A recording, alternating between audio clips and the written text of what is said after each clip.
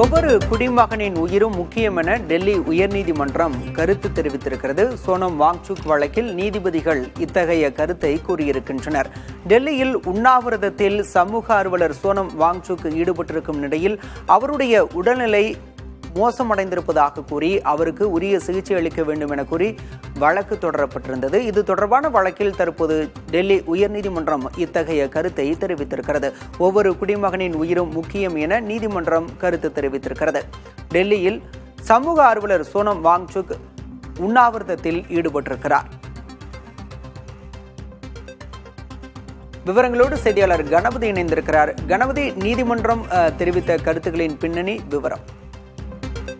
ஒவ்வொரு உயிரும் முக்கியமானது என்கிற கருத்தை டெல்லி உயர்நீதிமன்றம் வலியுறுத்தி இருக்கிறது. இன்று சோனம் வாங்சுக் உடல் நலம் தொடர்பான வழக்கு விசாரணைக்கு வந்தது. அந்த விசாரணையின் போதுதான் இந்த முக்கியமான கருத்து வலியுறுத்தப்பட்டிருக்கிறது. சோனம் வாங்சுக் உண்ணாவிரதம் இருந்து கொண்டிருக்கிறார். 18 நாட்கள் கடந்து இன்னமும் அவரது உண்ணாவிரதம் தொடர்ந்து கொண்டிருக்கிறது.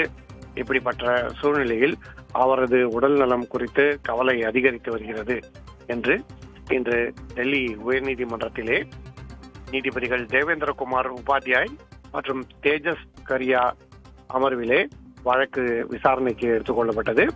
பொதுநல மனுவாக தாக்கல் செய்யப்பட்டுள்ள இந்த வழக்கை விசாரித்த நீதிபதிகள் அரசின் பதில் என்ன என்பதை கேட்டார்கள். அதாவது மத்திய அரசு மற்றும் டெல்லி அரசு ஆகியவற்றின் கருத்து என்ன என்பதை கேட்டார்கள். அப்போது அரசுகள் சார்பாக ஆஜரான சொலிசிட்டர் ஜெனரல் துஷார் மேத்தா தொடர்ந்து நாங்கள் சோனம் வாங்சுக் உடல்நலம் குறித்த தகவல்களை கவனித்து வருகிறோம், உன்னிப்பாக எல்லா விவரமும் கவனிக்கப்படுகிறது என்று தெரிவித்தார். அப்போது நீதிபதிகள் இந்த அமர்வு வாங்சுக் உடல்நலம் குறித்து தொடர்ச்சியாக அரசு மருத்துவர்கள் அவரை பரிசீலித்து கண்காணிக்க வேண்டும் என உத்தரவிடுகிறோம்.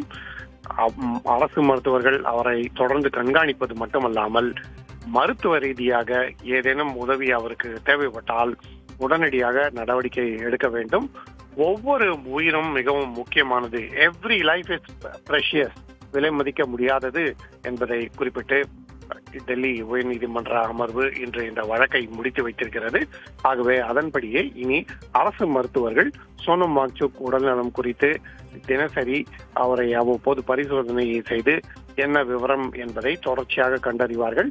அவருக்கு மருத்துவ சிகிச்சை ஏதேனும் தேவைப்பட்டால் உடனடியாக அந்த மருத்துவ சிகிச்சையும் அளிக்க முன்வருவார்கள்.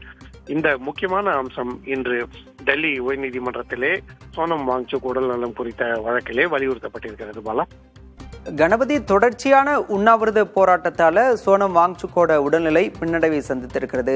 அந்த அக்கறையால இந்த வழக்கு தொடரப்பட்டிருக்கிறது. சோனம் வாங்சுக் தரப்புல என்ன கோரிக்கை வைக்கிறாங்க? அவர்கிட்ட பேச்சுவார்த்தை நடத்தப்பட்டதா?